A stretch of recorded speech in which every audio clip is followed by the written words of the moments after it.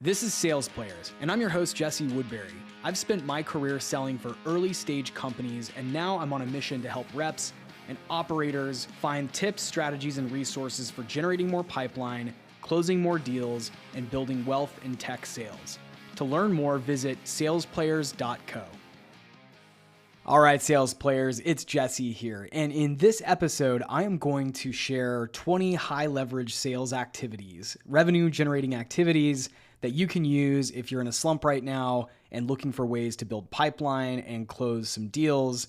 This is my list that I come back to over and over again in my career anytime I'm looking for low-hanging fruit or to find that next deal that I'm going to close. So let's get into it. These are in no particular order, by the way, so I'm just going to spitball these ideas.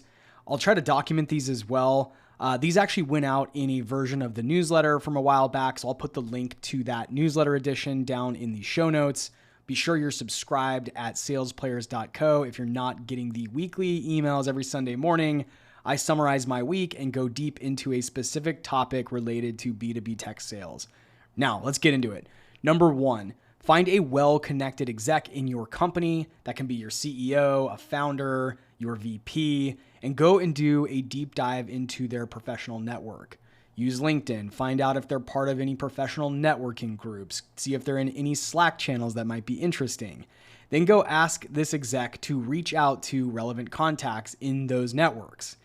And you can actually reach out yourself and just get permission to drop their name. I actually closed a $180K deal a while back because my founder was connected to the CTO of this target company that I was going after. And once I found that out, I dropped his name and opened the door to that conversation, which again led to a $180K annual SaaS deal, which was pretty awesome. Number two, call the champion from a previous deal, maybe one you closed last quarter, and ask if they know anyone who might be interested in evaluating your product. Offer to pay them a commission or a referral fee. Referrals really get overlooked a lot in B2B direct tech sales. This is a gold mine if you build really strong relationships with your customers. Now, if you're selling strategic deals where you're working really closely with a champion or a coach or an executive sponsor, these people always have others in their network who might benefit from your solution. So be sure to follow back up with these people after the deal is closed. Wait a few weeks or maybe even a quarter to do so. But I'm telling you, this is a great way to generate your next lead, your next customer is from these referrals. Number three, text your old VP of sales just for a check-in. They might be aware of a potential opportunity or lead for you, or they may even have a career opportunity for you. This is actually how I landed in my current role.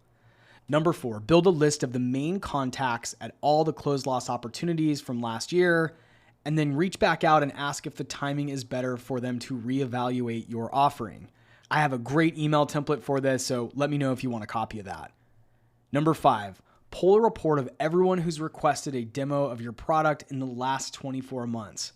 Send a note to each one, as long as they're not in an active deal cycle, asking if they'd like to revisit your solution. Number six, send an email to your champion at a late stage deal and ask, what would it take to move this forward now? Number seven, if you work for a pre-IPO company, go and connect with your lead investors on LinkedIn. If you're able to, and if you have permission to, schedule time to meet with your investors and then ask them for referrals and leads. Networking with your company's investors is win-win. They want to grow and you want leads and deals, so it's a match made in heaven. Plus, it's overall a great thing for your career. Number eight, build a deck with 5 to 7 slides with your narrative for how your company solves your buyer's pain.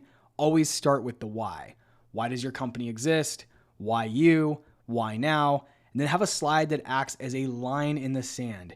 Either the prospect agrees to see things from your worldview, or you disqualify them and move on from the call. Don't waste any time with a prospect that's not going to buy.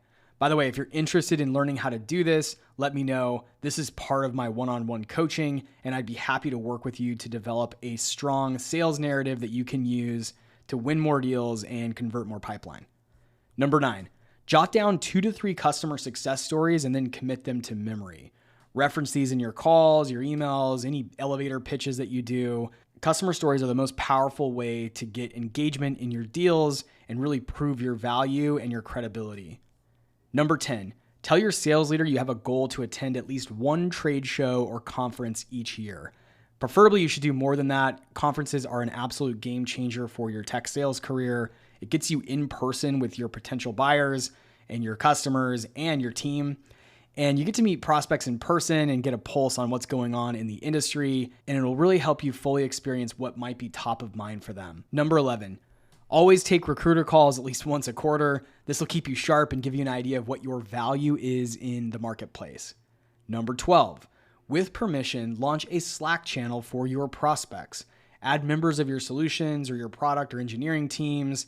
That way you can engage directly with your prospects in real time, and they feel like they're getting white glove treatment from you and your team. Number 13, ask your champion at the end of your third or fourth call if you can have their cell number. Tell them it'll help you streamline communications on this project and help better align resources for them and their team. Once you have their cell number, the deal is going to get a lot easier. What I've found is as soon as you're on a text messaging basis with buyers, you're going to close the deal. Number 14, with permission, offer prospects a contract buyout. Let's say they're under a contract with one of your competitors. You could offer to discount or waive your costs for the remainder of their agreement term. This will give them the ability to start implementing your product now, but it's always best if you can secure a multi-year contract in place of a buyout. Number 15, offer to connect your vice president with your buyer's vice president for a brief intro and status update on the project at hand. This is known as executive peering. It's basically getting executives to talk to executives, which is going to be much more powerful than you trying to reach out directly at the executive level of your prospect company. Number 16, if possible, offer a proof of concept, or even better, a proof of value. Give your buyer a chance to try and prove the business value before they make a long-term commitment. When this is executed right, you can double your win rate because everyone loves to get their hands on the product before they move forward. This is a great way to build trust and credibility and again, prove your value before they commit to a larger contract and a longer term contract. Number 17, add a business case or ROI slide to every one of your proposals. Keep it really short, but know that any proposal you present and deliver is ultimately going to get forwarded to the company's CFO. So putting a slide or two that shows the business case, return on investment, return to value, and other metrics for the business that the CFO will understand and appreciate will go a really long way in a strategic deal. Number 18, build relationships with your channel partners and set a reminder on your calendar to touch base with them every few weeks. This is how I ended up closing a deal with one of the largest CPG brands in the world. Number 19, call your prospects and leave them a 30-second voicemail with your name, company, and a summary of what you do. Speak slowly. Then email them a short recap with the subject line, "I just left you a voicemail." All right, and the final one here, number 20, spend time every week getting organized, documenting your process. This is going to make it a lot easier to manage expectations internally and externally in your deals, and it's going to set you up to be a consistent producer and a true sales player. I'm really curious to hear which one of these resonated the most with you. Hopefully this is valuable for you as you're going out trying to build pipeline and find your next round of deals. Thanks for tuning into the show, and until next time.